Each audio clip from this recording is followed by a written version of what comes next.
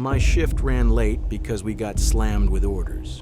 By the time it finally slowed down, it was already close to midnight, and I was exhausted, sweaty, irritated, and hoping every ticket would be the last one. I was cleaning up near the counter when one of the newer girls, Kayla, asked if I could drive her home after work. She didn't have a car, and she lived nearby. I didn't mind. She was polite, and I figured it wouldn't take long. When we got into my car, she asked something else. "Do you care if I tag along for your last couple deliveries? I don't really want to be alone right now." Honestly, I didn't mind the company. It was late, and it helped keep me awake, so I shrugged and told her, "Sure." A few minutes later, the final ticket popped up on the screen, 12:18 a.m. The address was on South Rowan Street, on the rougher side of town. I delivered over there once or twice before, and I usually regretted it. That part of town felt different at night. The street lights were weak, the houses were run down, and the sidewalks always looked like no one cared what happened there.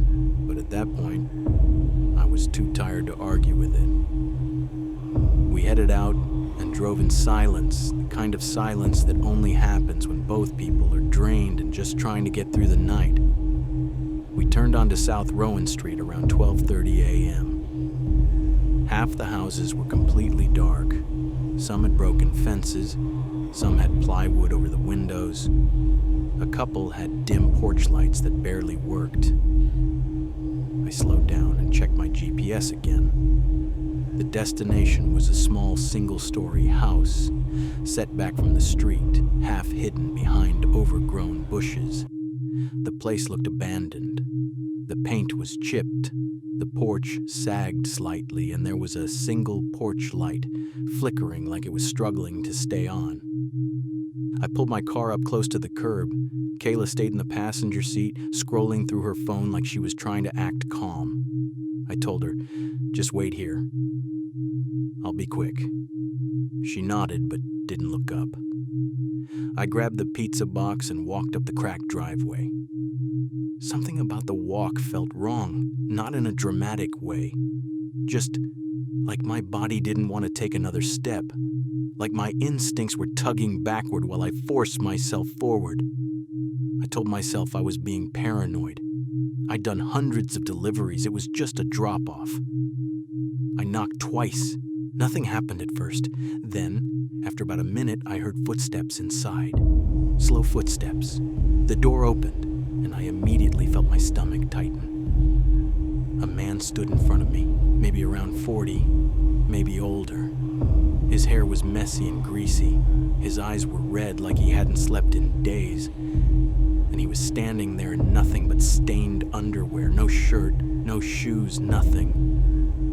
He looked at the pizza, then at me. His eyes didn't blink much. Then he said casually, like it was normal, "Hey, can you bring that inside and set it on the table? My hands are full." He held up one hand to show it was empty. The other hand stayed hidden behind the door frame. That detail hit me immediately. I took one step back without thinking. I forced a polite voice and said, "Sorry, I can't. We're not allowed to go inside customer homes." That wasn't even a real policy where I worked, but it was the easiest excuse I had. His expression changed instantly. He went from casual to irritated. "Are you serious? I've had delivery people do it plenty of times. Just walk it in and set it down." I tightened my grip on the pizza box. "I'm sorry, I can't." His face hardened. His voice lowered. "I said bring it inside." The way he said it wasn't a request. It was a command. Every warning bell in my body went off at the same time. I backed up another step and said, "I'm leaving it right here." Then I started to turn, trying to place the pizza down and get back to my car. That's when he moved. He stepped forward fast, like he'd been waiting for that moment, and he grabbed my wrist, his hand clamped down hard. The pizza box slipped out of my grip and hit the porch floor. The lid flipped slightly and cheese slid to one side. I yelled, "Let go of me!" I tried pulling away, but he was stronger than I expected. He pulled me toward the doorway hard. My heart started pounding so loud it felt like it was in my ears. I couldn't think straight. All I could think was, this is real. This is happening. The inside of his house behind him was completely dark. No lights, no sound, no TV, nothing. Just darkness. He yanked me again, dragging me closer. I felt completely powerless. I felt the doorway getting closer, and I knew if I crossed it, something would happen that I couldn't take back. Then, suddenly, a car horn blasted behind me. Long, loud, desperate, over and over again. Kayla! She had jumped over into the driver's seat and was laying on the horn like her life depended on it. The headlights flashed as she hit the wheel and the lights bounced. The man froze just for a second, but it was enough. His grip loosened. I ripped my wrist free and stumbled backward so hard I almost fell off the porch steps. I didn't stop to look. I ran. I sprinted for the car like it was the only safe place left in the world. I threw the door open and dove into the driver's seat. Kayla scrambled back into the passenger seat. I slammed my door and screamed, "Go! Go! Go!" I put the car in drive and punched the gas. The tires squealed as we tore off the curb. I didn't even care if the car behind us got mad. I didn't care about traffic. I didn't care about anything except distance. We flew down the street, leaving the pizza in the house behind. My hands were shaking so badly that my grip on the steering wheel kept slipping. Kayla kept asking, "Are you okay? Are you okay?" I couldn't even answer. My wrist burned where he'd grabbed me. It felt like my skin was still holding the shape of his fingers. When we got back to the shop, my manager took one look at my face and knew something was wrong.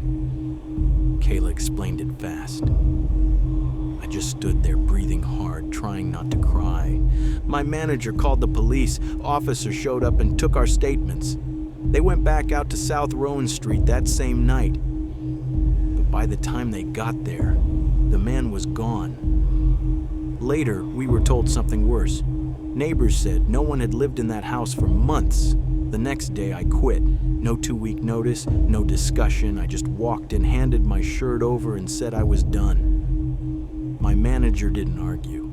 Kayla stayed on a little longer, but she told me deliveries never felt the same after that night. In the house, police went inside. They found it almost completely empty. No furniture, no personal items, nothing normal. Just a filthy mattress on the floor, trash everywhere, and the pizza box I dropped still sitting outside on the porch.